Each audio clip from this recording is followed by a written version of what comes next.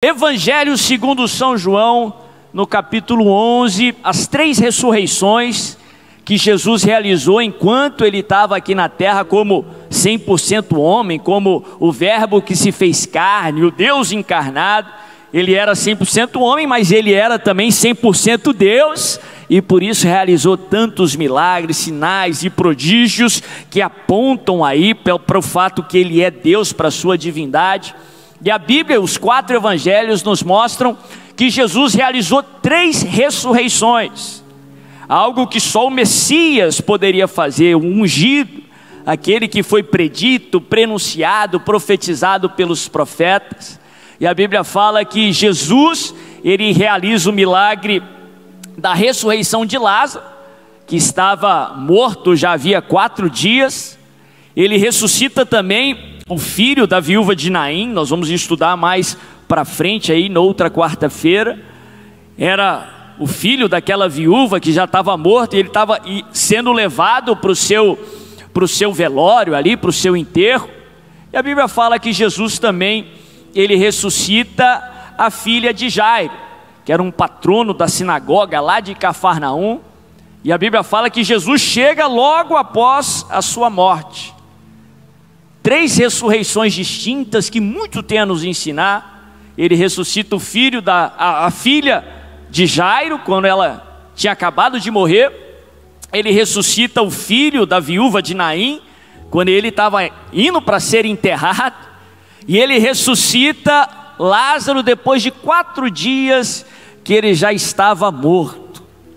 Ele traz uma transformação tão radical quanto da morte para a vida. A noite se fez dia. Algo que o ser humano não pode fazer, algo que só Deus pode fazer. João capítulo 11, a partir do verso 1, a Bíblia diz assim: havia um homem chamado Lázaro. Ele era de Betânia, do povoado de Maria e de sua irmã Marta. E aconteceu que Lázaro ficou doente. Maria, sua irmã, era a mesma que derramara perfume sobre o Senhor e lhe enxugara os pés com os cabelos. Então as irmãs de Lázaro mandaram dizer a Jesus: Senhor, aquele a quem amas está doente. Ao ouvir isso, Jesus disse: essa doença não acabará em morte, é para a glória de Deus, para que o Filho de Deus seja glorificado por meio dela. Aqui eu vou falar isso daqui a pouquinho, no final da palavra, se der tempo hoje. Mas aqui Jesus nos ensina o que fazer quando recebermos uma notícia ruim. Ele recebe a notícia da morte de Lázaro, ele não nega o problema, mas ele declara a promessa de Deus. Ele fica sabendo ali que Lázaro estava enfermo, uma enfermidade terminal, extremamente grave, que resultou ali na sua morte.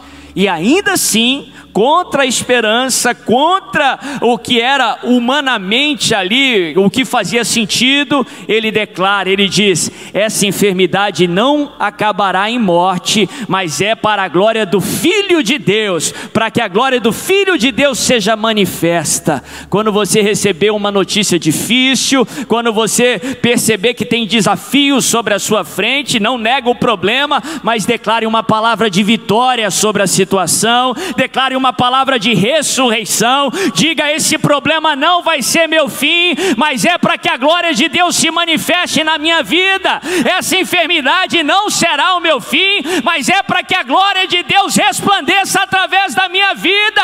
Esse problema não vai acabar com a minha família, não será o fim do meu casamento, mas é para que a glória de Deus seja manifestada através de nós. Declare a palavra. Não fique inerte ali diante daquela notícia, não seja passivo, mas devolva com a palavra de Deus, responda declarando as promessas do Senhor.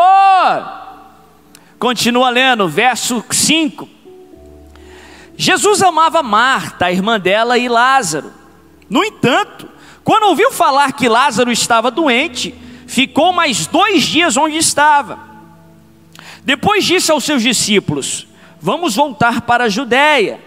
Estes disseram: mestre, há pouco os judeus tentaram apedrejar-te, e assim mesmo vais voltar para lá? Jesus respondeu: o dia não tem 12 horas? Quem anda de dia não tropeça, pois vê a luz deste mundo. Quando anda de noite tropeça, pois nele não há luz. Depois disso prosseguiu, dizendo-lhes: nosso amigo Lázaro adormeceu, mas vou até lá para acordá-lo. Seus discípulos responderam: Senhor, se ele dorme vai melhorar. Jesus tinha falado de sua morte, mas os seus discípulos pensaram que ele estava falando simplesmente do seu sono. Então lhes disse claramente: Lázaro morreu, e para o bem de vocês estou contente por não ter estado lá, para que vocês creiam. Mas vamos até ele. Eu vou parar por aí. Um texto tremendo. Se você puder ler o capítulo todo quando você chegar na sua casa, com certeza você vai ser edificado. Mas eu quero compartilhar um pouco sobre esses primeiros versos do capítulo 11. A Bíblia fala, João, ele faz toda a preparação, nos mostrando que Jesus conhecia aquela família, que Jesus amava Marta e Maria e o seu irmão Lázaro. E ele estava distante do local onde Marta, Maria e Lázaro moravam, que era Betânia, que fica ali nos arredores de Jerusalém. A Bíblia fala que Jesus estava a 2 dias de viagem. E Marta e Maria, quando percebem ali a enfermidade do seu irmão Lázaro, a gravidade da situação, elas nos dão uma lição do que nós devemos fazer quando o problema bate na nossa porta. Quando elas tomam ciência da gravidade da enfermidade, elas vão buscar auxílio em Jesus. Elas enviam, o Espírito Santo ainda não tinha sido enviado, Jesus ainda estava aqui encarnado, 100% homem, com as limitações aqui de movimento do ser humano, apesar de ser 100% Deus. A maneira deles chegarem até Jesus era através de um mensageiro. Então elas enviam um mensageiro até Jesus e diz: Lázaro, o teu amigo, aquele a quem amas, está terrivelmente enfermo, precisando do seu auxílio. Ah, meu irmão, que você possa aprender essa lição com Marta e Maria. Quando o problema bater na sua porta, que a sua primeira opção seja a melhor opção. Que a sua primeira opção seja buscar auxílio no nosso Senhor e Salvador Jesus Cristo, aquele que jamais perdeu uma batalha, aquele que nunca falhou no passado, não falha no presente e jamais falhará no futuro. Importante frisar isso, que tem muita gente que só vem a perceber que Jesus é a melhor opção quando ele se torna a última opção. Não perca tempo, não perca força, que você possa buscar o Senhor como o primeiro recurso, como o teu auxílio, como a sua melhor opção. A Bíblia fala que eles vão até Jesus. Jesus escuta o clamor. Jesus responde o clamor. Você pode perceber isso em todas as situações, nos 4 evangelhos.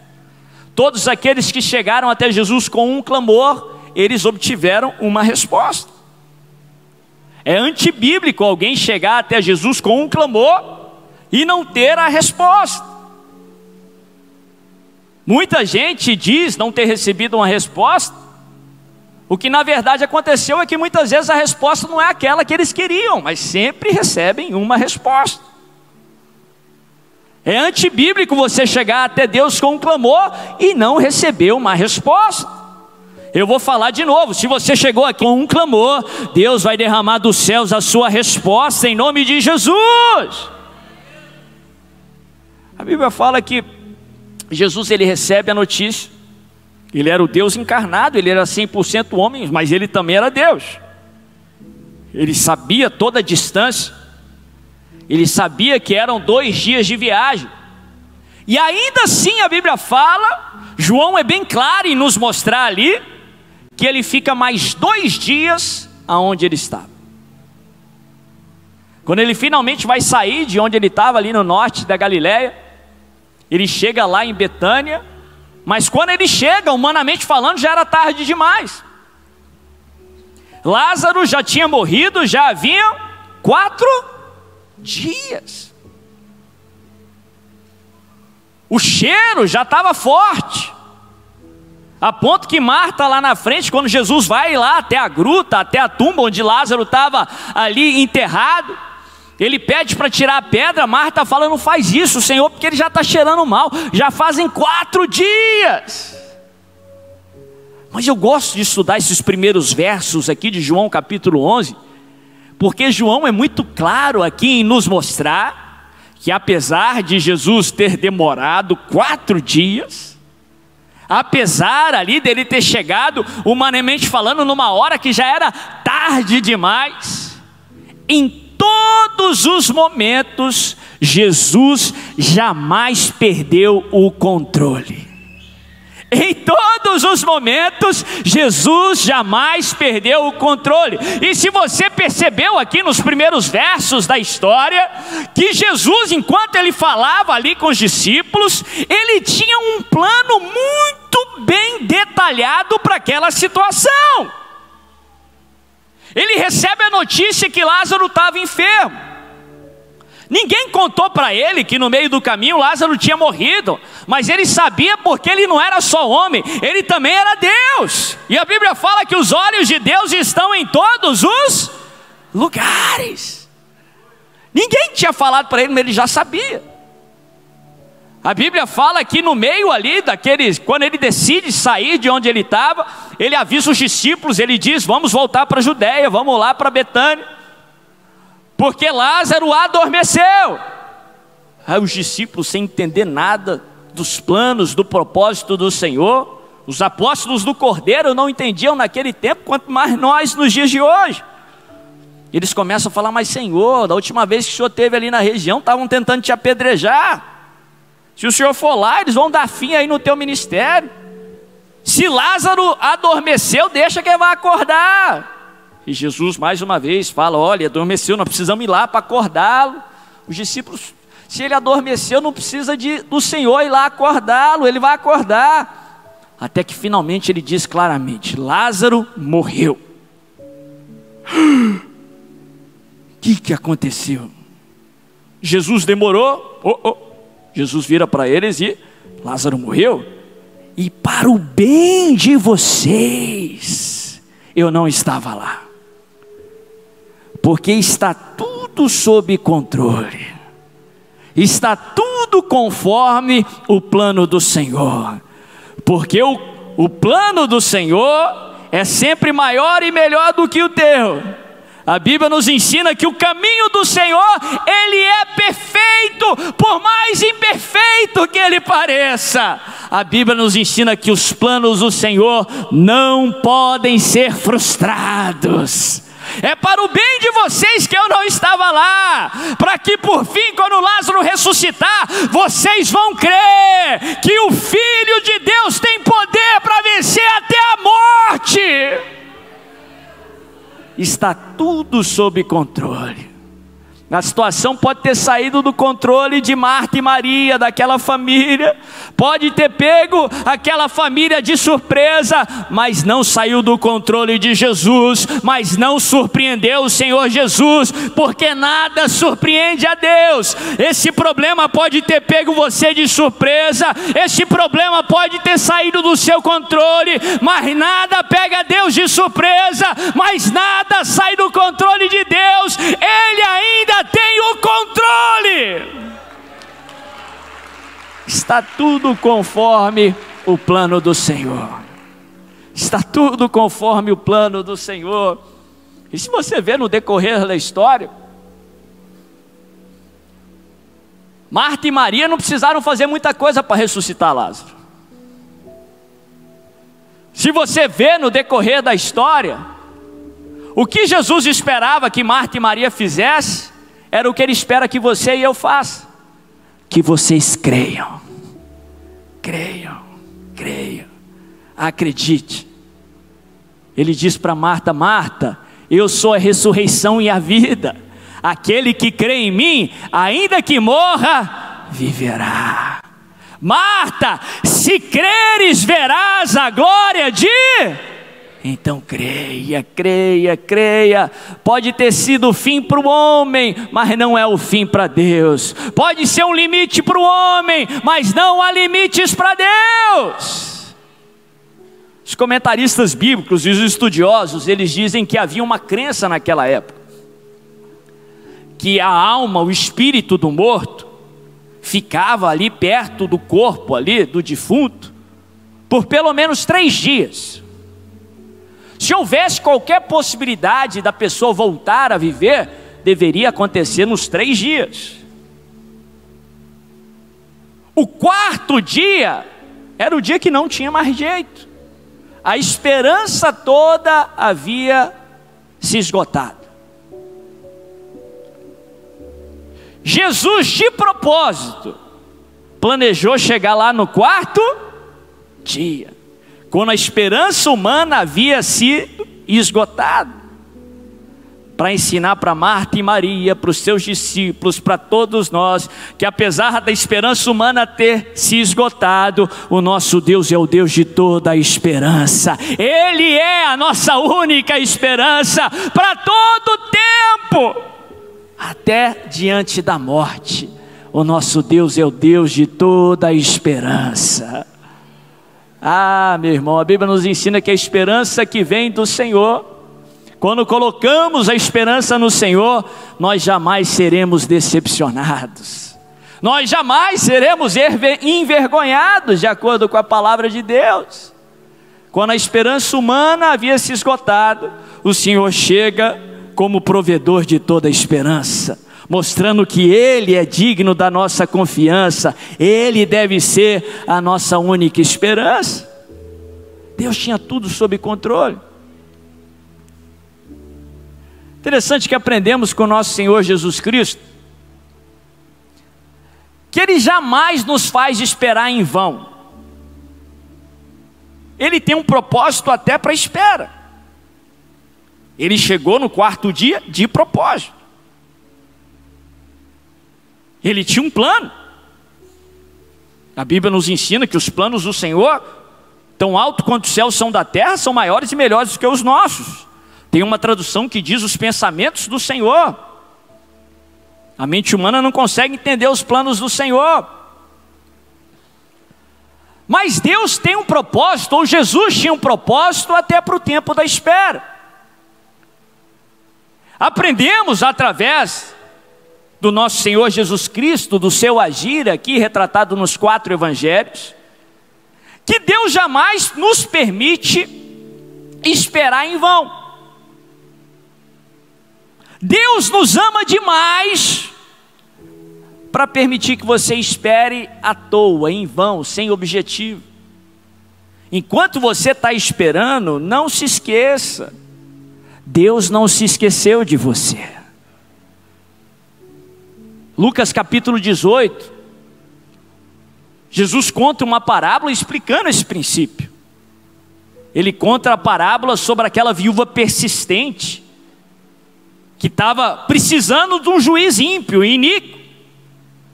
E a Bíblia é bem clara em mostrar que Jesus, na parábola, ele conta que o juiz, ele não temia Deus, não temia homens, não se importava com ninguém, achava que ele era meio o todo-poderoso, um Deus.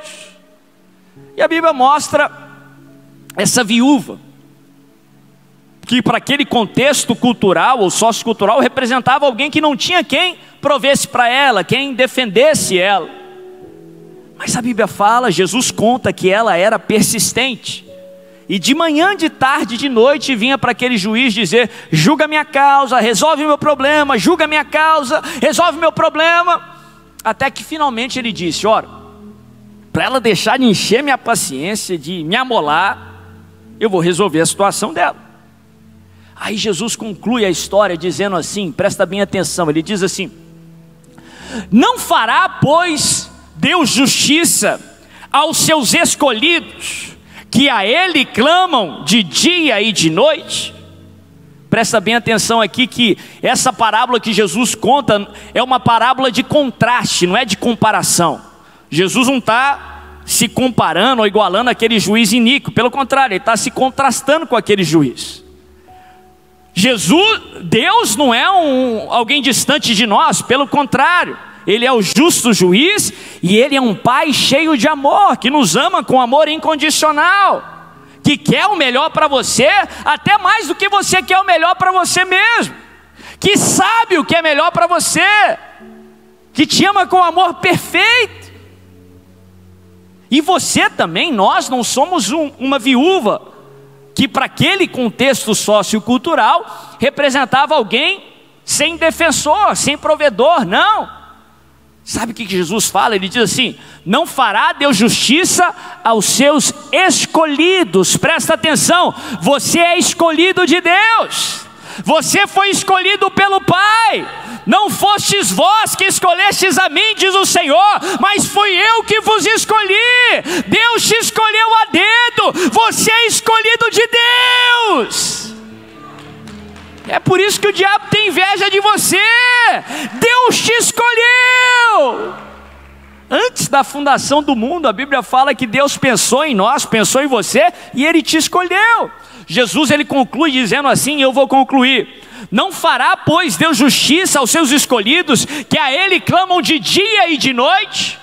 Olha a resposta, ele diz assim: digo-vos, pois, que depressa lhes fará justiça.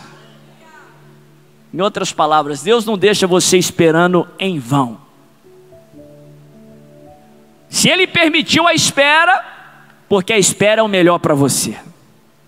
Ele te ama demais para permitir que você espere à toa, sem objetivo. Se Ele está fazendo você esperar 2, 3, 4 dias, é porque Ele tem um propósito. Está tudo sob o controle do Senhor, tudo conforme os planos do Senhor. Ele tem um propósito para a espera vai ser para o seu bem. Então creia e confie no Senhor. Creia e confie no Senhor. A espera faz parte da resposta. Presta atenção, vou falar de novo. A espera faz parte da resposta. Quando você está esperando, não é que Deus não respondeu, não, Ele já está respondendo.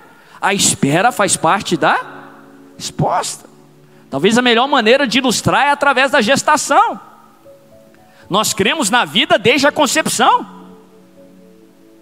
Desde ali do primeiro dia que as células se juntaram lá, começou a gravidez, começou uma vida já nasceu, não tem meia gravidez, já começou a gravidez completa.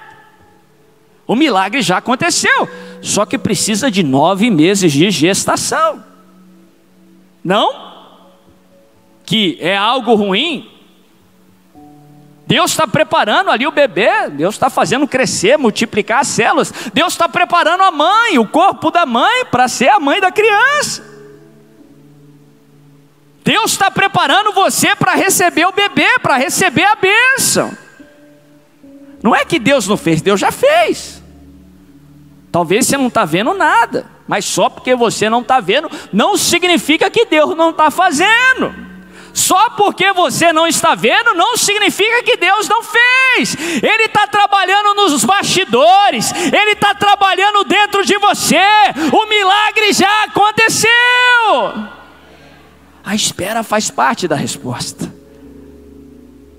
Agora confia no Senhor. Creia que aquele que prometeu, Ele é poderoso para cumprir. Que aquele que prometeu, Ele é fiel para cumprir. Creia, porque se você crer, você vai ver a glória de Deus.